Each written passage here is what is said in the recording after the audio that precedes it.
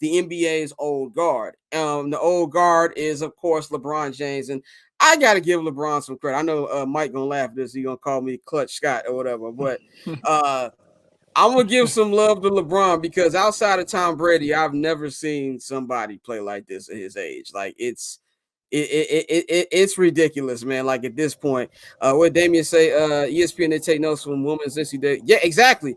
Andrea Chene and Elle Duncan, they did a great job on that. You need something like that.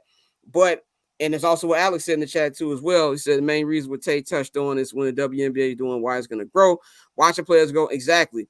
So, but with the old guard, man, you've got LeBron and the Lakers and things like that. Actually, funny thing about the Lakers having a better season than last year. I think they've won 10 more games than last year.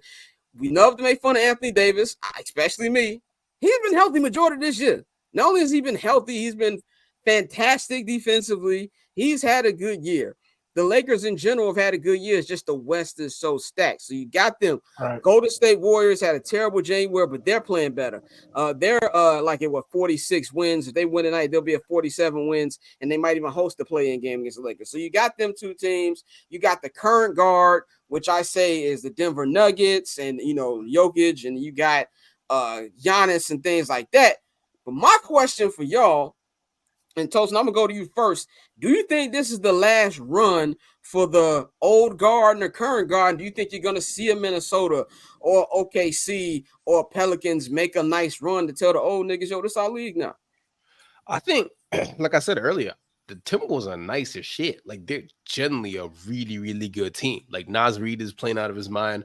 The French dude who I don't want to acknowledge, but he's really good. So it's just like, they're a really good team. I think that they might shock the older two dudes. And I think that, LeBron and Steph have been playing for so long, and Clay and Draymond, like they've been playing for so long that there's mileage in those legs. They got to do a playing game. They get to the playoffs. So I would say it's like the end of it, because I feel like next year, like they're going to retool, obviously, but it's going to start seeing a lot of teams that back in the day we used to look at like they suck, and like they're up here now. Like Timberwolves, like I said. So yeah, and AD did beat the allegations this year. He did. He stayed healthy. Eyebrows and all. So yeah, I mean, it's gonna change up. I'm excited to see it. And also, by the way, Ant Shoe is fire. So that's another thing. Yeah, you need, if you're gonna be one of the face of the league, you need fire kicks. Mike, what you think about this, man? You think that OKC? I know you're our man Zion. I'm glad he's healthy and hooping. And I like you said, Toast, I love Minnesota. Anthony Edwards is probably my favorite young nigga right now. And I think all this will really be on Karl Anthony Towns, what he's going to bring. He's back in the lineup tonight. And Rudy Gobert, like you said, we don't like to talk about him. He started COVID. That's what I'm saying. I'm rolling with that. Joe Escargot, Theo Rattler. That's hilarious. Like I said, yeah, Jokic like be bodying Rudy. Like Rudy's a great defensive player. But Jokic be body next. That's the problem I have. But Mike, what you think about the young guns, man? Do you think they can actually get some of the old guys up out of here? Or do you think that LeBron and the Stephs and the KDs can be like, nah, this is still our league? Man, until them niggas can't score 25 to 30 points, they never gonna get them out of there. Because you can always, besides the Suns, you can always like build around them. You know what I'm saying? I was listening today, like shit, the fucking Timberwolves might not even need Cat next year. You got Naz Reid, you got Gobert. They playing better without Cat. And they was like, oh, well, shit, he could probably go to the Warriors. That'd be a nice fit for Cat to play with the Warriors. They need a big, another big shooter as well. So then the third star for the summer, it's the Lakers. They like the Yankees. They can get whatever the fuck they want to get. So it's going to be hard to just like overthrow them. And honestly, if you think about it, one of those three guys, KD, LeBron, or Steph, is not going to make the playoffs. If they all end up in the play-in, somebody's going to end up, out. So that would be interesting to see how the ratings go with that. But these young guys, they definitely can. But just the way the team, unless you like a team-based, like fully team-based team, you're not going to beat one of them people. And that's just how it is. Like the Nuggets, they got their star, and then they pieces around it just fit so well.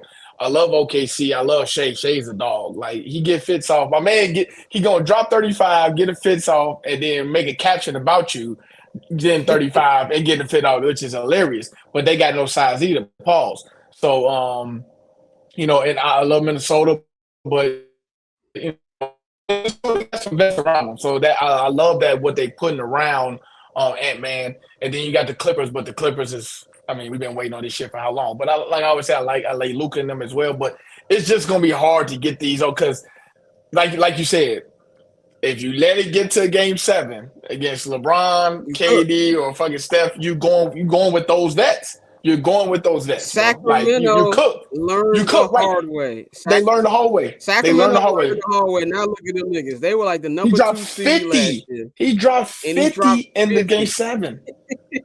And Sacramento, and real shit, Sacramento was the better team. But they just didn't have the better player, bro. And it just ends up like that most times. Yeah.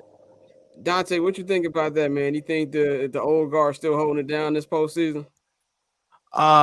I think this might be one of the shakiest seasons for the old guard, shakiest postseasons we've seen in a while, because a lot of these young teams are really ready to make that next step. But what I mean by that is, if we remember with Denver, before Jamal Murray tore his ACL, they went to like 2 or 3 Game 7s in a row. So like we are now getting these teams that are getting their playoff experience, and so even though they're the young guns, they're not that young no more. And so I look at a team like Dallas, and I think they're gonna go on a run. I know that first round series with the Clippers is gonna be a battle, but I think Kyrie and Luka are really gonna go crazy. You know, a lot of people haven't been talking about Kyrie, but he's quietly 40, 50, 90. So let's really look at Dallas. The Thunder are exciting, but I actually think the Pelicans got a chance to knock them off with that squad. And then looking at the East, bro, it's actually crazy when you look at the East, because a lot of these names are the names we grew up with, G. You got Cleveland in the playoffs. You got the Pacers in the playoffs. You got the Bucks. You got the Heat. You feel me? The Hawks jumped in there as a 10th seed. So I think that's going to be interesting. I do think the old heads will hold it down in the East, on the Eastern Conference.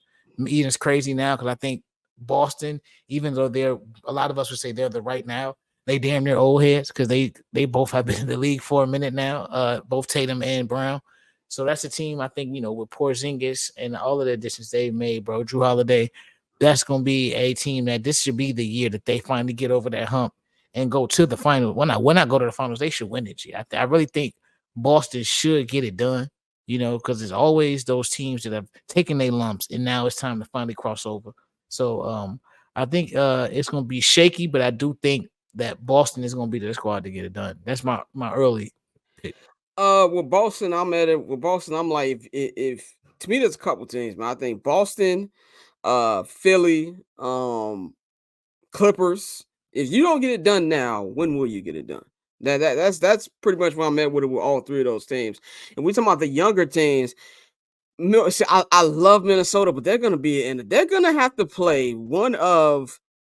Because I'm not even including the Kings. Like I'm writing them off right now. I'm sorry. You're gonna have to play either Kevin Durant, LeBron James, and Anthony Davis, or the best dynasty of this era in the first round. And that's a tough thing to do. And like, I know they're the 8th seed, but that's not the typical 8th seed, my nigga. Like, I don't want a dude who's been to 10 NBA finals meeting me in the first round. I don't want to go up against a guy who's won 4 NBA championships in the first round. I don't want to go up against a guy who's one of the greatest gifted scorers, a 2-time finals MVP himself, and Kevin Durant in the first round either. So they're going to have a hard time. I'm not saying they can't do it, but I'm definitely not betting on it. If there's any team who's in the best position, young team-wise, to make a run, it's OKC, just because they're just going to have to play Zion and them niggas. And I don't know what Brandon Ingram's health situation is like. That's a winnable series for OKC. So they have the easiest path. But even then, they probably, if they have to stay there, they might have to face Denver if Denver drops to the 2nd seed. I know Denver got number 1 right now. And honestly, if I'm the Lakers or Steph or none of them, I'm praying that Denver takes the next couple games off. I don't want to face them niggas in the first round. Because if the most infuriating part of your Laker fan is the Lakers did not play bad in the West Conference Finals last year. They didn't play bad. They just got beat. Like, every game was close. They just got beat. Even if you look at the regular season games they've had, I think the Lakers have had a double-digit lead in the 4th quarter every one, and then it's like Jokic's like, all right, enough. Enough. And they go on a 5 minutes, they're going to run. Yeah. Yeah, they go like a 14-0 run to close the game. So that's why it's going to be real interesting to me, especially in the Western Conference. The East, I feel like it's Boston's to lose, man. So that paper on this player haters old news, money on the other line, so I'm not gonna hold you. Money on the other line, so I'm not gonna